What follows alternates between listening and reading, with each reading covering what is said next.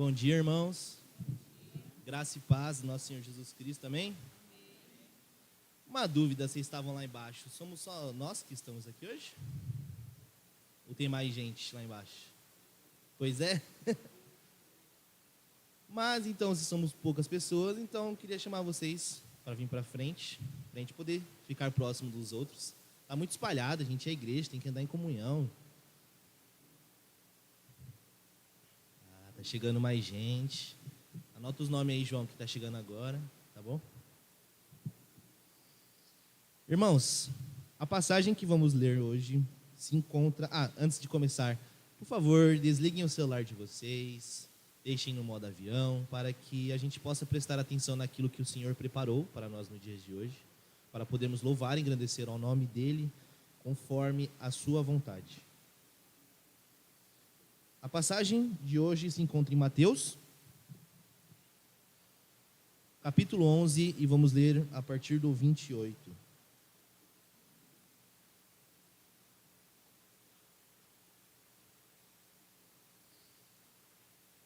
Amém? A palavra do Senhor diz assim: Venham a mim todos os que estão cansados e sobrecarregados, e eu darei descanso a vocês. Tomem sobre vocês o meu jugo e aprendam de mim, pois sou manso e humilde de coração. E vocês encontrarão descanso para suas almas, pois o meu jugo é suave e o meu fardo é leve. Quem que está cansado aqui? Levanta a mão. Quem não está cansado, na verdade, quem não levantou a mão está cansado demais para levantar a mão. A verdade, irmãos, é que nós ficamos cansados. Somos seres humanos, passamos por estresse, passamos por dificuldades. E o cansaço, ele vem de forma natural para nossas vidas. Só que eu não vim falar sobre um cansaço físico, um cansaço mental, um cansaço emocional. Eu vim falar um cansaço como um todo. Porque o cansaço, ele pode afetar a gente de diversas maneiras. Porque somos pessoas e ele vai afetar a gente de forma individual, não de forma coletiva. Mas, quando a gente é igreja, a gente vai pegar os cansaços um dos outros e vai compartilhar esse cansaço. Mas o que eu quero trazer aqui nesta manhã é: por que você está cansado e sobrecarregado? O que você tem carregado como um fardo para você que está deixando você sobrecarregado? Porque a palavra aqui diz muito claro que Jesus vai te dar um fardo leve e um fardo que você consegue carregar. Então, por que você está sobrecarregado de carregar este fardo que Ele te deu? É realmente o fardo que Ele te deu ou é um fardo que você pegou para si, que não é seu? Hoje vivemos num mundo de comparação. Pode-se dizer que tudo que a gente faz, a gente quer se comparar com algo ou alguém. Vivemos num mundo onde uma pessoa com 20 anos acha que tem que ser rica, que tem que ter uma família bem estruturada e tem que ter dinheiro para poder casar, poder fazer faculdade. E muitas pessoas vivem isso. E glória a Deus por isso. Mas tem pessoas que não vivem isso. E glória a Deus por isso também. O que acontece é que carregamos um fardo para nós que não foi preparado para nós. Eu não sei quem aqui tem caminhonete, mas normalmente a caminhonete ela vai aguentar 1 tonelada. E se eu colocar 2 toneladas, a suspensão vai começar a gastar, a mola vai começar a gastar, as peças da caminhonete vai começar a se deteriorar. Porque a caminhonete não foi feita para carregar 2 toneladas, e sim 1 tonelada. E assim nós fomos feitos para carregar o fardo que Jesus fez para nós. E se carregarmos um fardo que o mundo dá para nós, conforme o tempo você vai se sobrecarregar. E nessa passagem, ele traz esse pensamento e esse raciocínio para nós, essa reflexão que ele traz para nós. No 28 ele vai falar: Venham a mim todos que estão cansados e sobrecarregados, e eu darei descanso a vocês. Neste primeiro momento, Jesus fala: pega o seu fardo que você tem hoje, jogue fora, vire as costas para o mundo e olhe para mim. Venha a mim, porque neste primeiro momento você vai descansar. Eu não quero que você pense no que você estava fazendo, mas pense em descansar neste momento comigo. Venha até a mim e pega descanso que eu vou dar para você. E no segundo momento, ele fala: tomem sobre vocês o meu jugo e aprendam de mim, pois sou manso e humilde de coração, e vocês encontrarão descanso para suas almas. Alguém sabe o que é jugo aqui? Jugo é um pedaço de madeira, onde é feito para 2 animais, como 2 bois, por exemplo, e o jugo ele vai um ombro de um animal e um ombro de outro animal. E estes animais andam juntos, um ao lado do outro, para o campo, para fazer um outro tipo de trabalho. Então, tudo que um animal faz, o outro também faz. Então, Jesus, além de nos dar descanso, ele vai falar o seguinte: agora eu vou ensinar vocês como devem andar com este fardo. Eu vou ensinar vocês como vocês devem andar. E aqui ele fala: tome sobre vocês o meu jugo, mas você não vai andar sozinho, porque o jugo é feito para 2 pessoas, e não para uma só. Então você vai tomar o jugo e eu vou estar do seu lado. E você descansou em mim, agora você vai olhar como eu olho. Você vai aprender a ser manso, aprender a ser humilde de coração. Você vai entender que você precisa de mim. Você vai entender que você não consegue nada sozinho e você não controla as coisas. E você vai aprender a ser calmo, a ser manso, a não se irar porque as coisas saíram do controle, porque você não está no controle. E no 30 ele fala: pois o meu jugo é suave e o meu fardo é leve. É leve e suave porque ele está com você. Você não está sozinho carregando esse fardo. Toda vez que você começar a se sobrecarregar, ele vai estar lá para dar descanso a você. Então, nessa manhã, eu queria trazer essa reflexão, irmãos. Porque Jesus, em nenhum momento, ele vai falar que você vai deixar de carregar o seu fardo. Em nenhum momento, ele vai falar que você vai parar de sofrer e você vai viver uma vida de beleza, uma vida de alegria. Mas ele fala que ele vai ensinar você a andar nos caminhos dele. Em Romanos 8, 18, a passagem diz assim: porque para mim tenho por cento que os sofrimentos do tempo presente não podem ser comparados com a glória a ser revelada em nós. Quando ele fala isso, ele está falando que você vai sofrer, mas o sofrimento que você vai passar não é comparado com a glória que virá. Seja através da vida da igreja, seja através da sua vida. A glória que virá é maior do sofrimento que você vai passar. Amém? Então eu queria convidar a igreja a ficar de pé, para podermos refletir um pouco sobre qual o fardo que estamos carregando e também começar a querer descansar nos braços do Senhor. Amém? Soberano Deus, Pai, queremos nesta manhã, Senhor, te agradecer, te glorificar, porque o Senhor é santo e digno de muito louvor. O Senhor é santo, ó Pai amado, e bondoso com nós. O Senhor nos trata como filho, nos disciplina, ó Pai, e nos mostra, Senhor, que temos que fazer a nossa parte, ó Pai, porque somos uma unidade, Senhor. Somos um corpo, e um corpo não funciona sem as mãos, sem os pés, ó Pai. Senhor, por favor, tire tudo aquilo, Pai amado, que tem nos atrapalhado de servir a Ti, Senhor. Todo o pecado, toda a religiosidade e tudo aquilo, Pai amado, que faz nos querer comparar com outras pessoas, Senhor. Fomos feitos separados de antemão pelo Senhor, Pai. E o Senhor tem um propósito para cada um de nós. O Senhor tem uma vida para nós, Senhor, que o Senhor preparou de antemão para nós. E que possamos ouvir ao Senhor, possamos abrir os nossos olhos, o nosso coração e receber o seu fardo, Pai. Receber aquilo que o Senhor tem preparado para nós, Senhor.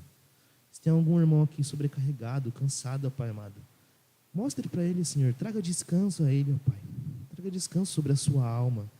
E faz aquele que ele queira aprender, Senhor, contigo, Pai. Aprender que o seu fardo é leve e suave, Senhor. Em nome de Jesus, Senhor, eu te oro que essa igreja possa crescer cada vez mais debaixo da tua vontade, da tua graça, Senhor. Que possamos ser conforme a tua vontade, conforme a tua luz, conforme aquilo que o Senhor preparou para nós, Senhor. Que possamos ter entendimento que se vamos servir a Ti, Senhor, vamos servir em comunhão, vamos servir um ao lado do outro, Pai, porque somos corpos e somos uma unidade, Pai. Que possamos estar atentos a ouvir os irmãos, a consolar os irmãos e também atentos a ouvir a Tua mensagem, Pai. É em Cristo Jesus que eu oro e agradeço. Amém. Amém. Ainda em pé, vamos louvar. O Senhor deu mais uma oportunidade da gente acordar, levantar das nossas camas e estar aqui num domingo com os nossos irmãos. Olha para o lado e vê esse irmão lindo e diz: que bom, eu estou muito feliz que você está aqui hoje. É muito bom estar com Jesus, mas principalmente reunidos aqui, a gente se fortalece como igreja. Em comunhão, a gente exalta o nome do Senhor. Que seja um momento de felicidade, de louvar o Senhor, mas de estar com o irmão, de estar vendo ele aqui, de estar feliz de que vocês vão exaltar o nome do Senhor junto. Amém? Amém. Exaltai.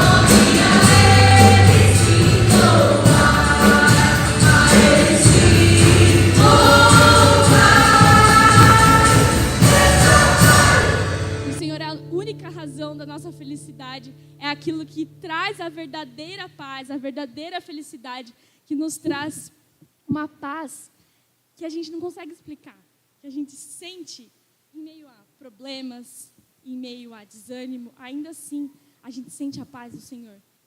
E isso, quem não tem, a gente não consegue dizer, a gente não consegue medir o quanto é bom estar na presença do Senhor, o quanto é grandioso, quanto é uma felicidade ter um Deus que é fiel, que está com a gente em meio a problemas, em meio a fardos pesados. Ainda assim, o Senhor, Ele é fiel, e Ele é justo, e Ele é a nossa única razão para louvar e adorar. Amém? Yeah.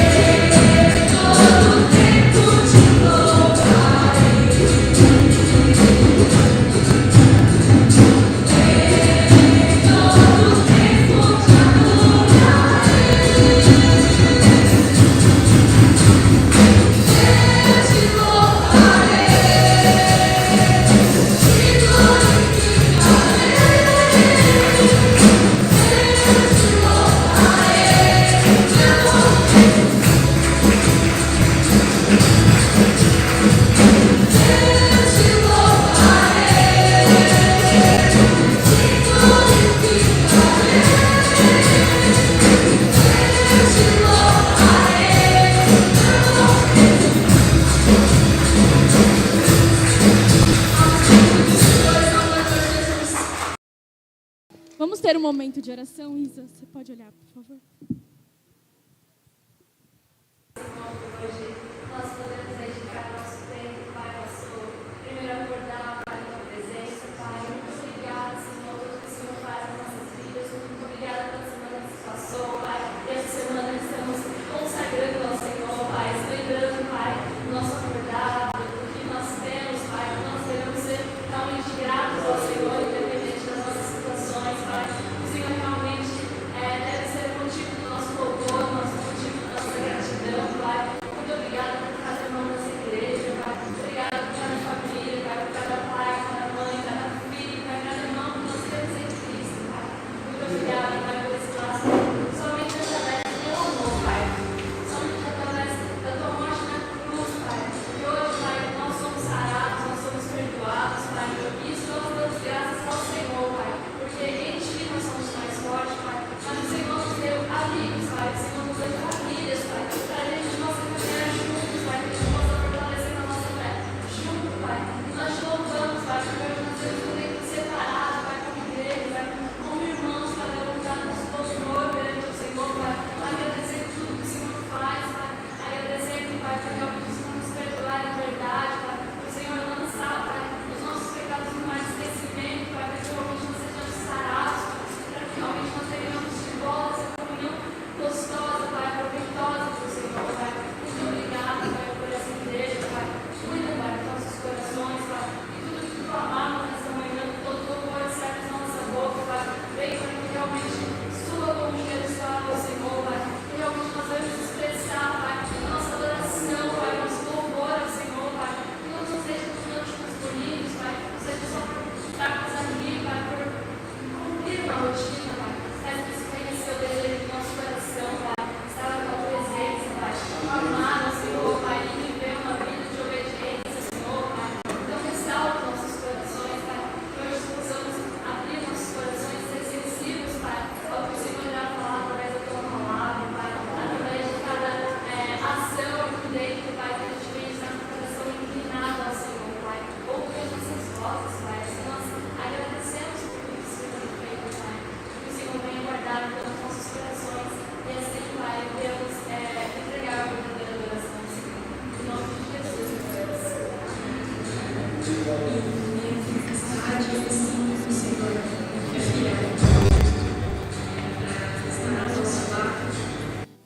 Às vezes a gente não enxerga isso, mas ainda assim a gente sabe e a gente sente a presença do Senhor nesses momentos.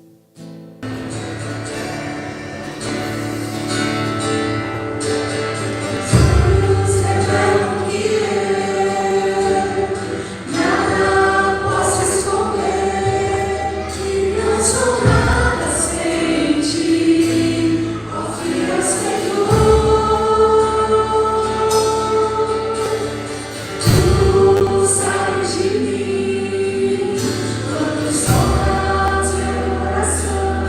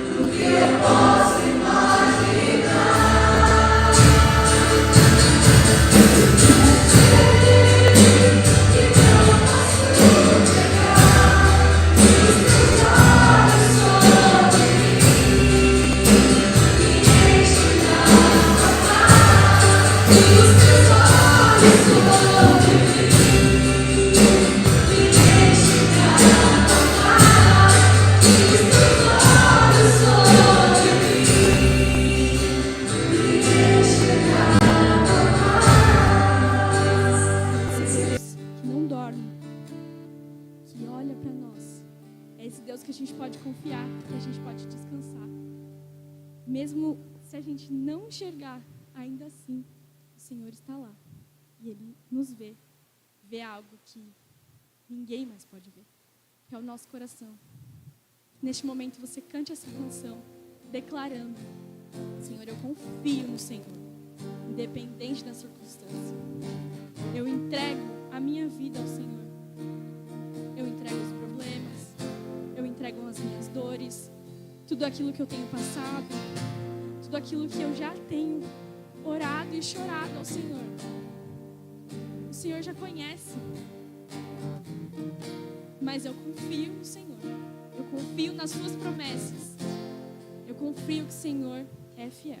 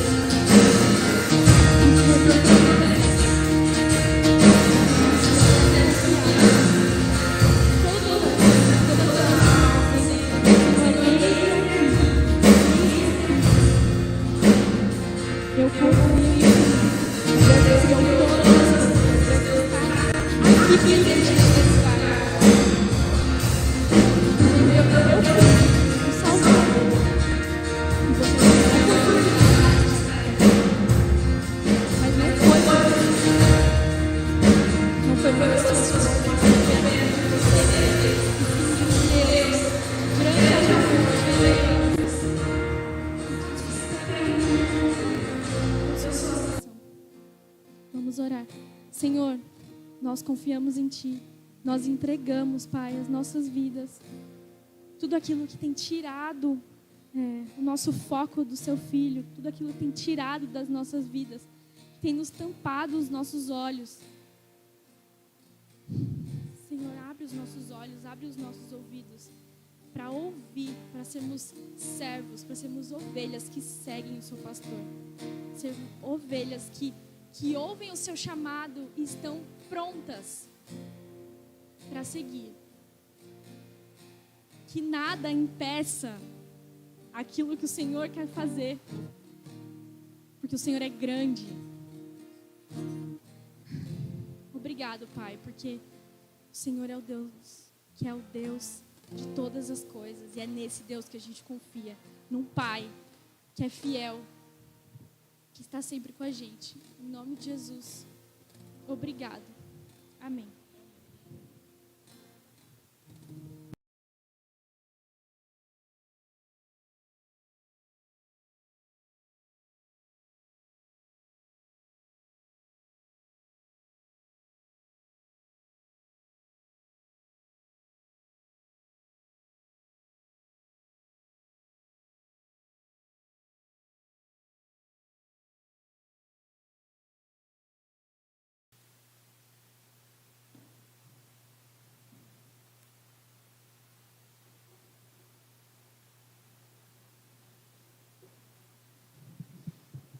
Bom dia, amada igreja, paz do Senhor Jesus, amém?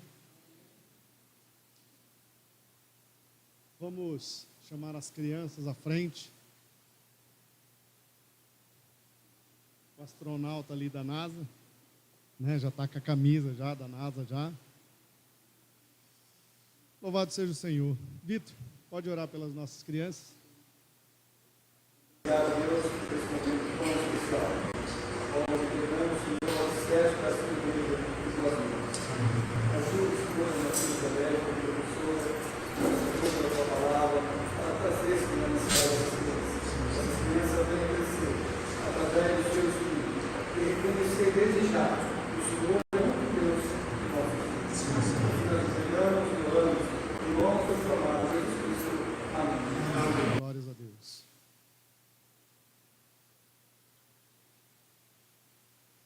Ei, turminha. Louvado seja Deus por esse tempo que Deus nos dá de comunhão, de busca da presença do Senhor, de entendermos qual é o propósito pelo qual estamos aqui. Mas eu gostaria de iniciar a mensagem de hoje perguntando a você: qual dos teus órgãos de sentidos você acha mais importante? Lembrando que são 5. Alguém lembra aí? Quais são?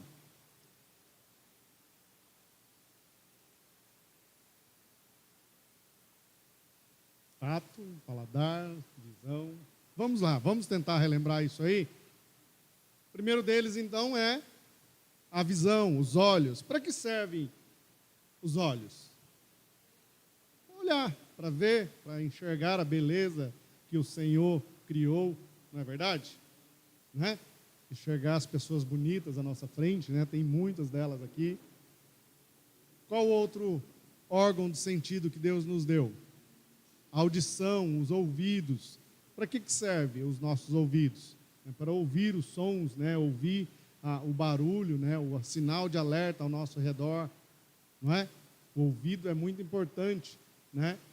Para que a gente ouça, né, a voz do Senhor. O que mais? Olfato, o nariz, né? Aquele irmão que está mais cheiroso, mais perfumado, né? A gente fala, nossa, ó, que fragrância, né, no ar, né? Mas também quando ele esquece de tomar o banho, né, também dá para sentir de longe, né? Fato. Paladar. Quem aqui já saboreou uma boa comida e disse, muito obrigado, Deus, por essa comida que o Senhor me abençoou? Ontem a gente teve o privilégio de almoçar com a irmã Margarina. Oh, Deus, misturei os nomes. Margareta. E depois, à tarde, a gente pôde visitar o irmão Armando e saborear também ali com eles, né, um cookie, né, um brownie, né? Como é gostoso, né, a gente comer junto, como é gostoso a gente em comunhão ali saborear uma boa comida e louvar a Deus. Deus, muito obrigado por esse tempo, muito obrigado por essa oportunidade, não é verdade? E o tato. Quem gosta aqui de carinho? Quem gosta de um toque, né, da pessoa amada? Quem gosta de um abraço de um irmão?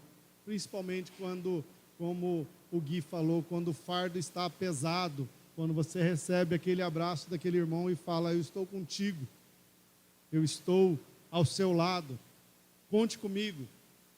Isso é importante ou não?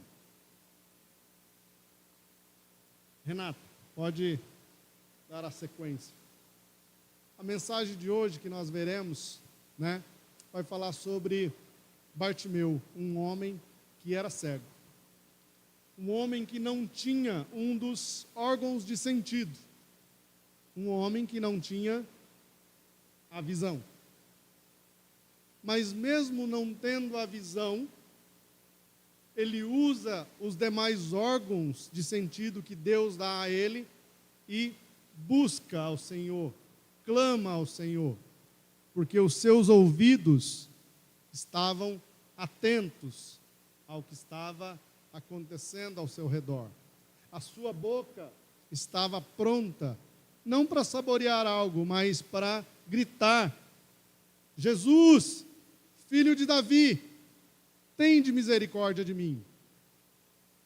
É muito interessante nós pensarmos nesse homem. É muito interessante nós pensarmos na atitude que ele teve, mesmo em meio a pessoas que o queriam calar, mesmo em meio a pessoas que queriam silenciar a sua voz. Mas para isso a gente vai pensar a respeito do cego de Jericó. Este homem, ele viu o que as outras pessoas não enxergaram.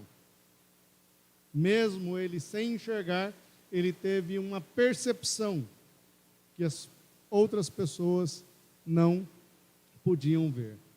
Por isso, o título da mensagem de hoje é: Jesus, filho de Davi, tem de misericórdia de mim. A percepção de um cego. Pode então, por favor, Renata, para a página, o slide. Então nós vamos ler Marcos capítulo 10, versos de 46 até os 52. Jesus, filho de Davi, tem de misericórdia de mim.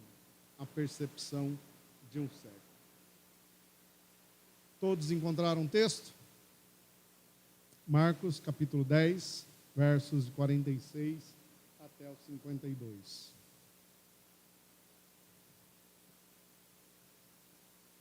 Depois foram para Jericó. Saindo ele de Jericó com seus discípulos e grande multidão, Bartimeu, o cego, filho de Timeu, estava assentado à beira do caminho, mendigando. Ouvindo que era Jesus de Nazaré, começou a clamar: Jesus, filho de Davi, tende misericórdia de mim. Muitos o repreendiam para que ele se calasse, mas ele cada vez gritava mais: Filho de Davi, tende misericórdia de mim. Jesus parou e disse: Chamai-o.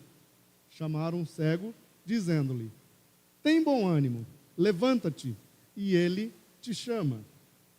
Lançando de si a capa, levantou-se de um salto e foi falar com Jesus. Perguntou-lhe Jesus: Que queres que eu te faça? O cego lhe respondeu: Rabi, eu quero ver. Disse-lhe Jesus: Vai, a tua fé te salvou. Imediatamente ele tornou a ver e seguia Jesus pelo caminho. Amém? Vamos orar ao Senhor? Pai, nós estamos diante da tua palavra, Senhor. Rogamos ao Senhor, ó Pai, que o Senhor se revele a nós através do teu Santo Espírito e nos permita, Senhor, ó Pai, compreender melhor esse texto. Usa a minha vida para isso, Senhor, ó Pai, e usa o teu Santo Espírito para trazer entendimento. Mas que o Senhor, ó Pai, esteja abrindo os nossos olhos espirituais, destapando os nossos ouvidos, Senhor, ó Pai, para que a gente possa perceber, ó Pai, a verdade da tua palavra. E com ela, Senhor, ó Pai, aplicar ao nosso coração e que a nossa boca, Senhor, ó Pai, possa entoar ao Senhor cânticos de louvor ao Senhor. É o que te oramos, é o que te agradecemos, no nome do Senhor Jesus Cristo. Amém, Senhor. Para nós entendermos melhor essa narrativa que o evangelista Marcos faz no capítulo 10, é interessante a gente olhar algumas questões, porque elas são muito importantes para nós nesse tempo de que Marcos está escrevendo isso. Podemos pensar em algumas coisas. Jesus está passando por Jericó e ele está indo em direção a Jerusalém. Jesus está saindo de Jericó quando essa cena acontece. E ele está indo em direção a Jerusalém. Pergunto para vocês, o que ele está indo fazer em Jerusalém? Alguém tem ideia?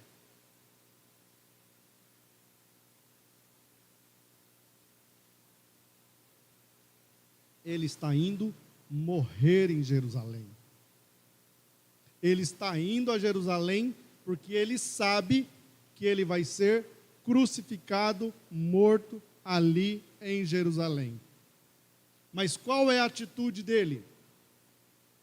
Parar pelo caminho e enrolar e ficar dando desculpas? Não, Jesus segue este caminho, segue esse propósito que Deus colocou à sua vida. E é interessante, o próximo texto, olhem aí nas suas Bíblias, qual é o sobrescrito do título da próxima passagem de Marcos 10?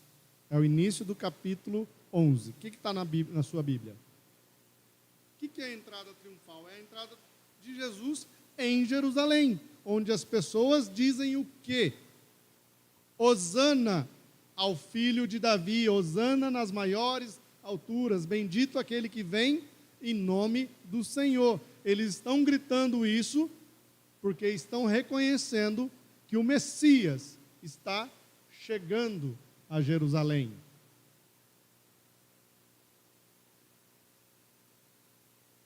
É interessante nós pensarmos que Jericó está a 30 quilômetros de distância de Jerusalém.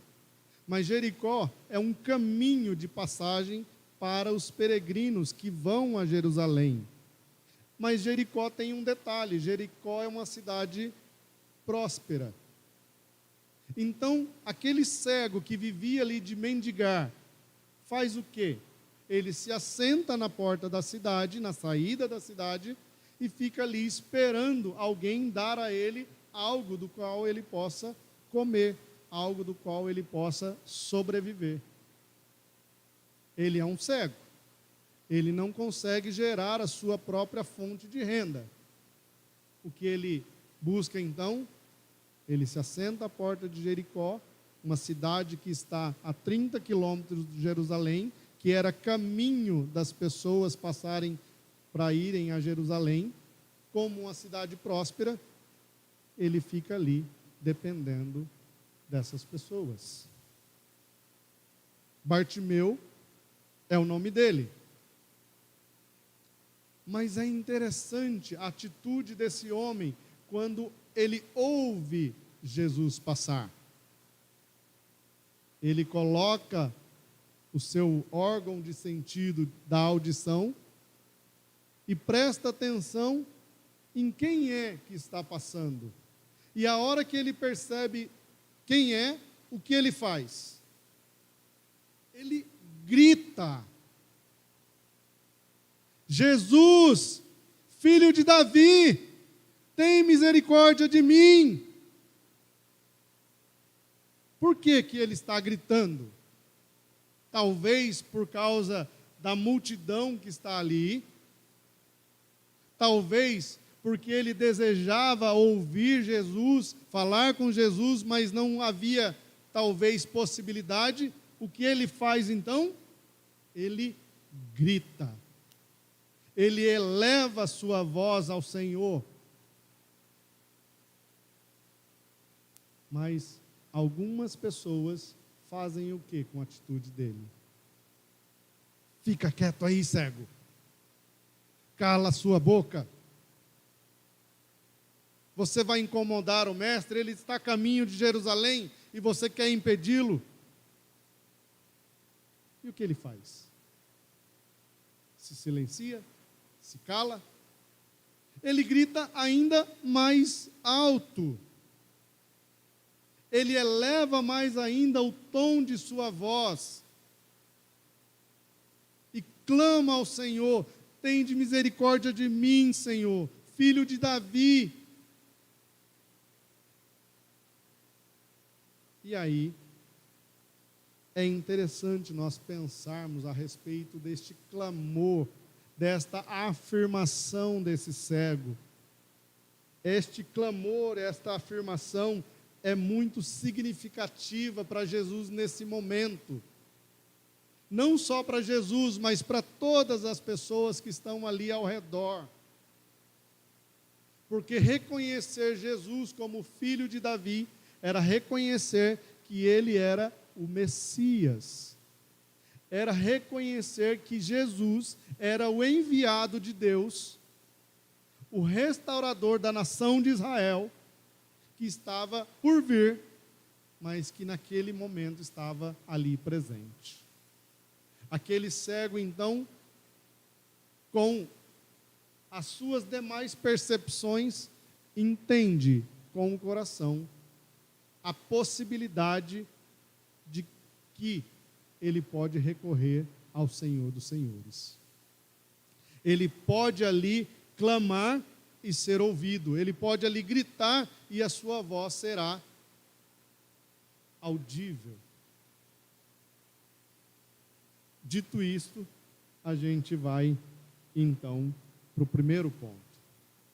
A percepção de um cego. Eu coloquei ali, eu tentei procurar várias imagens, mas a que melhor se alinhou a isso foi a leitura de um cego em braille. Eu não sei se vocês já tiveram proximidade com alguém cego, alguém que tem a sua visão prejudicada. Vocês já perceberam que um cego, ele desenvolve os demais sentidos?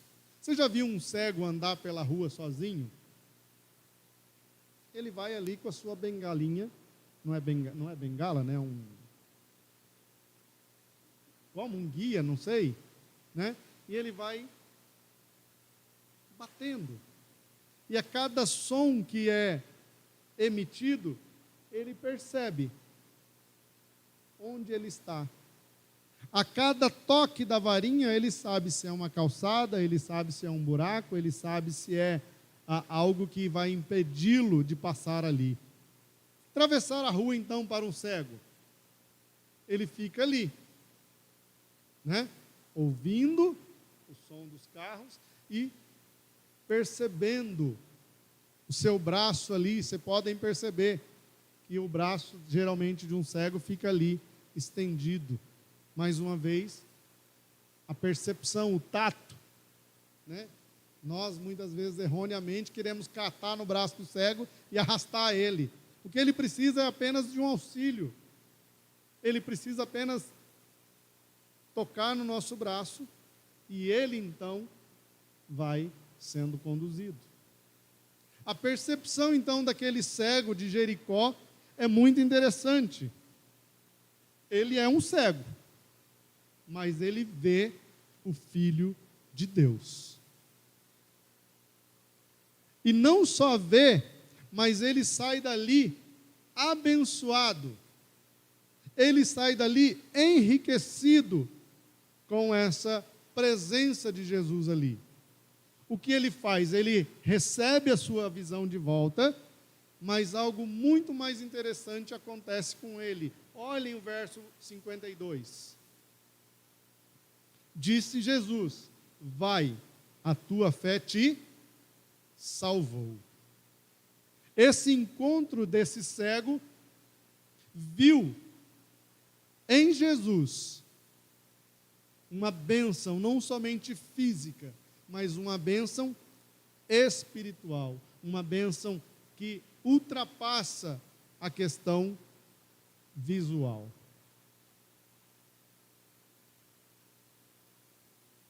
Mas as pessoas ao redor, como se comportavam? A gente percebe ao longo das passagens que uma multidão seguia Jesus. E muitos deles não reconheciam quem Jesus era, apenas buscava a ele por sinais, por milagres ou por benefícios que ele pudesse oferecer. Na Casa da Perla, essa semana, a gente falou a respeito da multiplicação de pães. E a gente percebeu ali que muitas pessoas estavam buscando a Jesus simplesmente porque encheram as suas barrigas de pão. Simplesmente porque o seu paladar foi saciado. Mas não buscavam a Jesus porque entendiam quem ele era. Porque ele diz: trabalhem não pela comida que perece, mas trabalhem por aquela que vai pela vida eterna. Então ele diz: eu sou o pão da vida, aquele que se alimenta de mim jamais terá sede, jamais terá fome. Bartimeu não conseguia se aproximar de Jesus.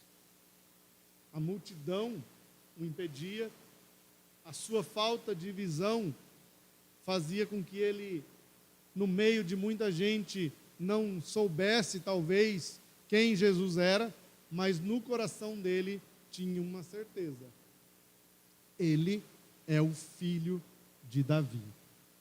Ele é o Messias esperado por mim. Ele é aquele que pode não só curar a minha visão física, mas é aquele com a qual nós esperamos por toda a nossa vida. Mas é interessante nós pensarmos a respeito dessa percepção de Bartimeu. Ele se reconhecia como um necessitado. Ele se reconhecia como alguém precisado de ajuda. Ajuda material, porque se não precisasse, ele não estaria sentado à beira de uma cidade ou na porta de uma cidade mendigando. Mas mais do que isso, ele se reconhecia como um necessitado da presença do Senhor. Por isso ele clama, por isso ele grita e por isso ele insiste: filho de Davi, tende misericórdia de mim. Olha para mim, olha para as minhas necessidades. Eu clamo ao Senhor porque reconheço que o Senhor pode.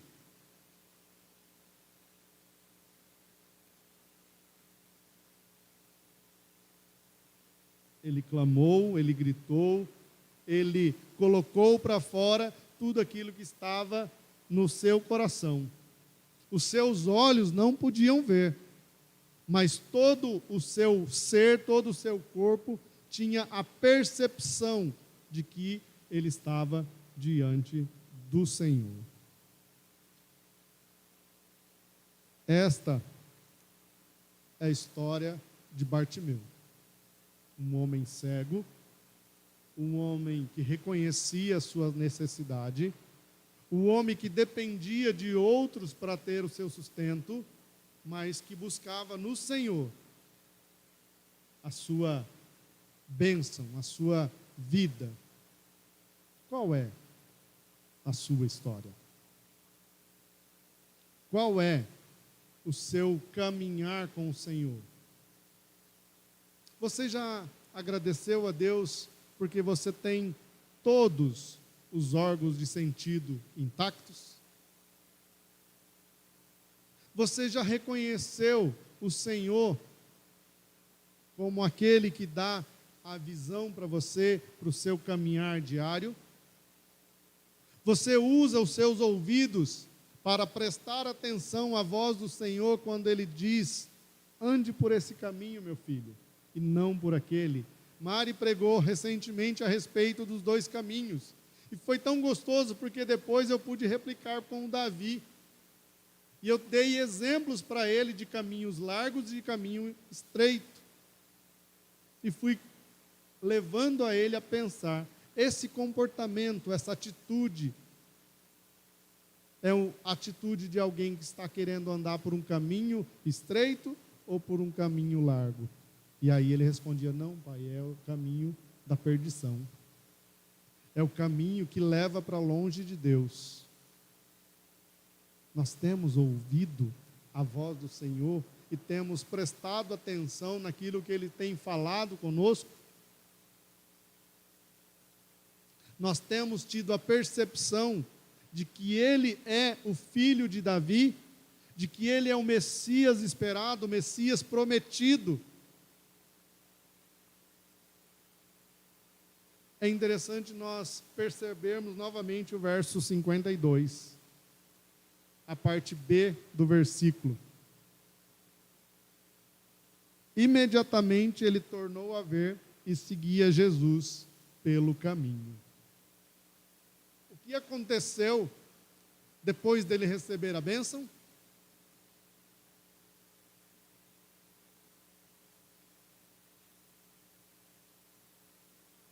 Muitas pessoas, infelizmente, estão interessadas apenas na bênção. Mas quando recebem a bênção, fazem o que com o Senhor? Amanhã eu volto. Quando eu precisar de novo, eu retorno ao Senhor. Quando de novo o Senhor me impactar com a enfermidade, talvez eu busque a Ti. Ou talvez eu vou me lembrar que o Senhor existe.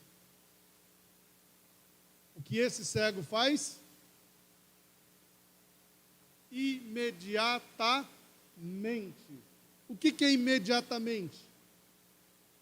Ele deixou toda a sua vida de mendigância, ele deixou todo o sustento que ele poderia ter, ou toda a condição que ele pudesse ter ali de ganho, e seguiu ao Senhor. O que acontece no capítulo 11? Entrada triunfal. O que acontece no versículo 11? No versículo não, na passagem a partir do verso 9 e 10 do capítulo 11. Pessoas pegam as suas capas, pessoas pegam ramos de palmeiras e gritam: Hosana, Hosana nas maiores alturas. Esse cego estava lá ou não? Se ele seguiu a Jesus, se ele largou tudo para trás, se Jericó a Jerusalém tem 30 quilômetros, esse cego abençoado agora, reconhecido como o beneficiário de uma bênção do Senhor, ele estaria ali ou não? O que vocês acham? O texto não fala, mas na dinâmica da vida, claro que ele estaria ali. Claro que ele seria um daqueles que estariam ali gritando ao Senhor: seja bem-vindo, louvado seja o Senhor pelo bendito que vem. Imediatamente ele larga tudo, ele deixa tudo para trás e segue ao Senhor.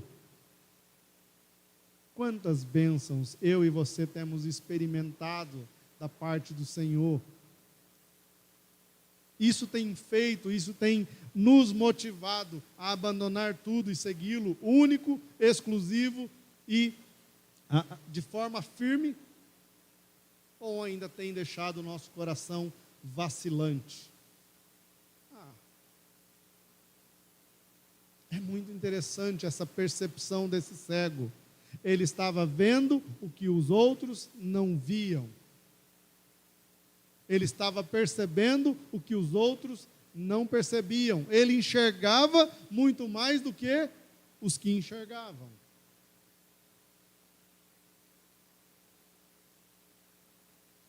Bartimeu era o nome dele. Ouvimos a respeito da história dele. Mas qual é a sua história com o Senhor? O que o Senhor tem te chamado, o que o Senhor tem te dado de oportunidades para que você o louve, o bendiga o nome dEle, para que você o siga firmemente, para que você ande com Ele sem se apartar do seu caminho. Ponto 2, Renata, por favor. Jesus, filho de Davi, tem de misericórdia de mim. Jesus tinha muitos nomes. Jesus tinha muitos títulos. O nome Jesus Cristo é um nome e um título.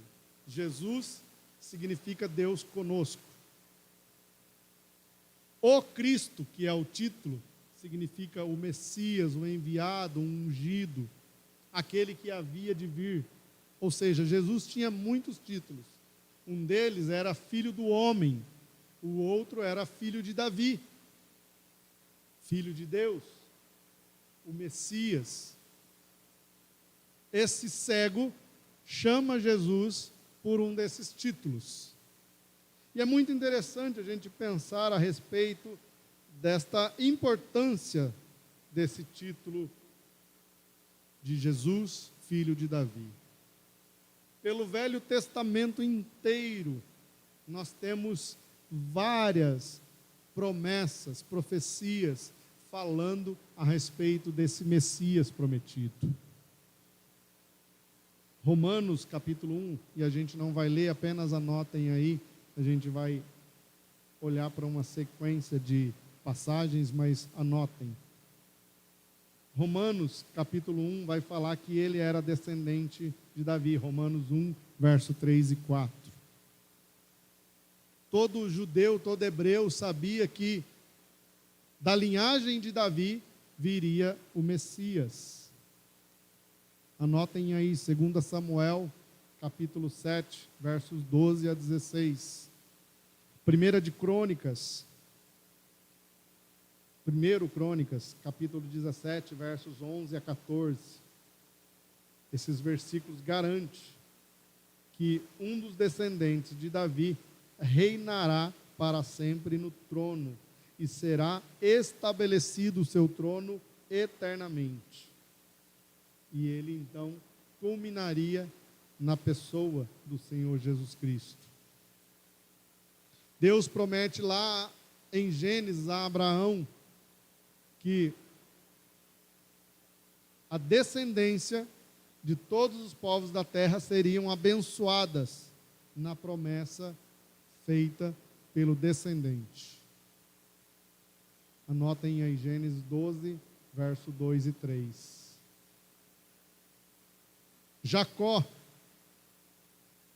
recebe a promessa do Senhor que da tribo de Judá viria aquele que reinaria todas as tribos.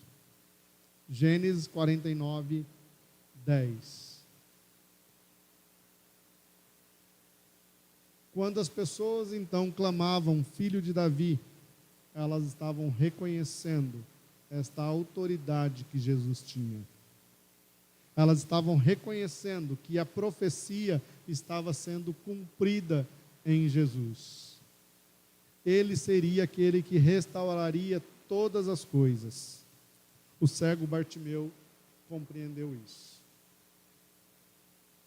Mas é interessante a gente pensarmos não só na sua compreensão a respeito desse título. É interessante a gente pensar a respeito da afirmação que acompanha quando ele reconhece Jesus como filho de Davi. Ele diz: tem de misericórdia de mim.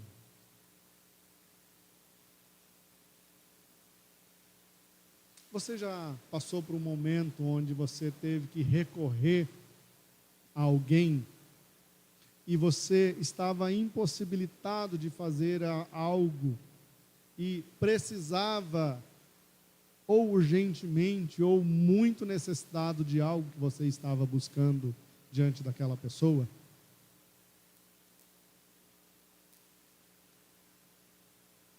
Imagine a cena. Você está ali com a sua casa pegando fogo, literalmente, e você sai às ruas pedindo por socorro. Como você faria essa atitude? Você iria lá na casa do Zé Vitor: Zé Vitor, minha casa está pegando fogo. Não tem como você levantar aí e ir lá me ajudar? Pedro, você tem um balde aí para me emprestar? Olha, minha casa vai queimar tudo. Minha casa vai vir à ruína. Me arruma um balde. É assim que você sairia para pedir socorro se a sua casa estivesse pegando fogo? O que você chegaria na casa do Zé Vitor? Zé Vitor, por favor, corre, levanta daí. Me ajuda, minha casa vai ser destruída pelo fogo. Pedro, pega esse balde.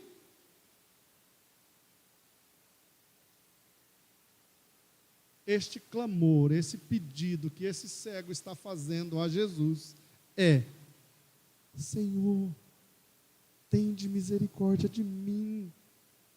Eu sou um necessitado.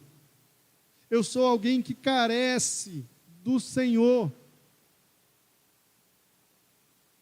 É muito interessante observarmos esse clamor deste cego diante do filho de Davi. Como eu disse anteriormente no ponto 1, ele se reconhecia como um necessitado. Ele se reconhecia como alguém precisado da graça do Senhor. Por isso ele clama: tende misericórdia de mim.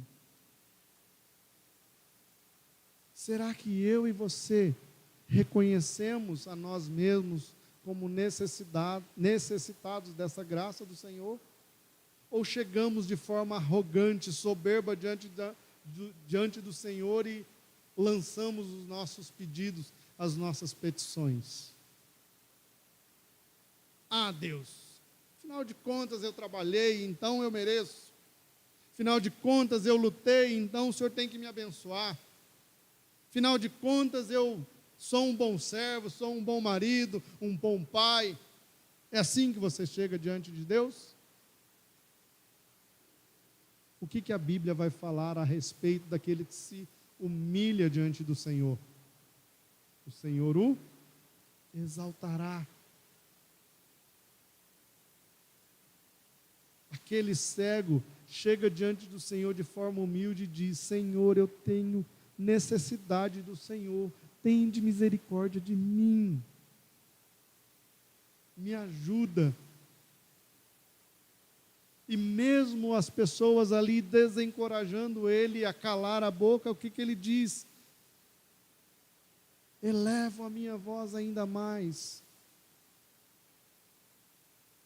E o que o Senhor faz? O Senhor olha para ele e diz: traga ele lá. Vem cá. O que é que você quer que eu faça por você? De forma brincalhona, eu já ouvi, que aquele cego poderia pedir uma bengala. Senhor, me dá uma bengala.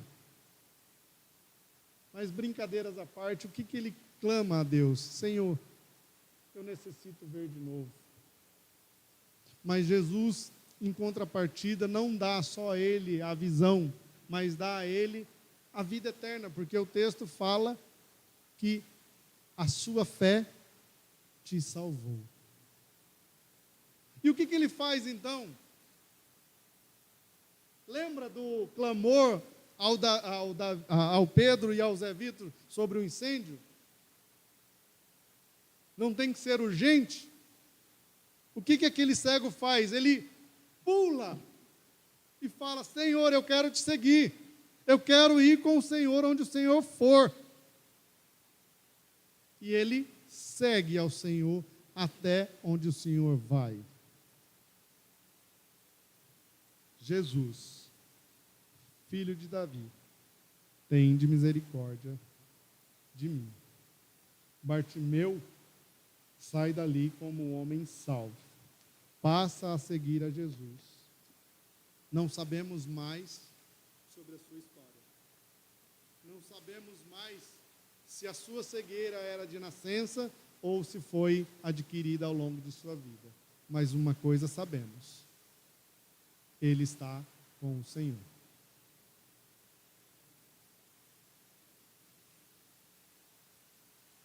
Você que tem aí os seus órgãos e sentidos de forma intacta, que foi abençoado com a visão, com a audição, com o olfato, com o paladar, com o tato, com o coração, com uma inteligência, Você deseja passar a sua eternidade com Deus? Desperte, pule, imediatamente o busque, porque não há outro caminho, não há outra opção, não há outro a quem a gente pode seguir, adorar e viver para Ele. Amém? Como conclusão, um cego que viu mais do que todos enxergavam, cheio de alegria, agora ele segue ao Senhor, vendo não mais apenas com os olhos, mas vendo agora com o coração. A misericórdia do Senhor o alcançou, ele saiu dali curado e glorificava o seu Senhor e Mestre.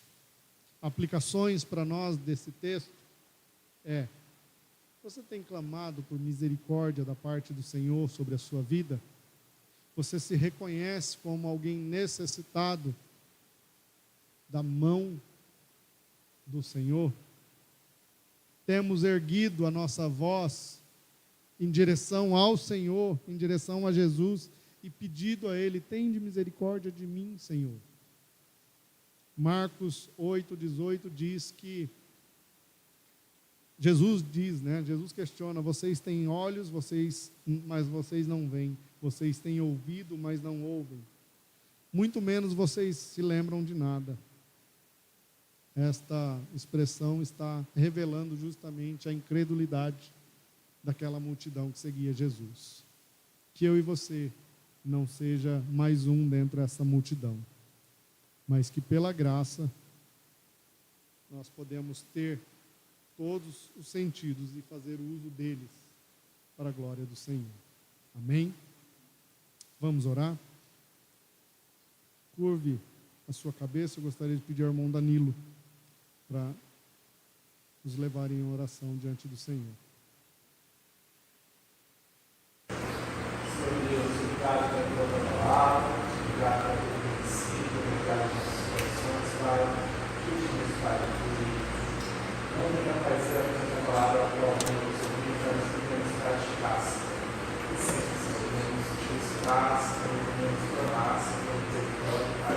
Sabendo que tudo é possível que o Senhor pode, Pai, nada é possível para ti, Senhor. E sabendo, Pai, que a tua vontade para os dias é boa, porque é verdade, Pai.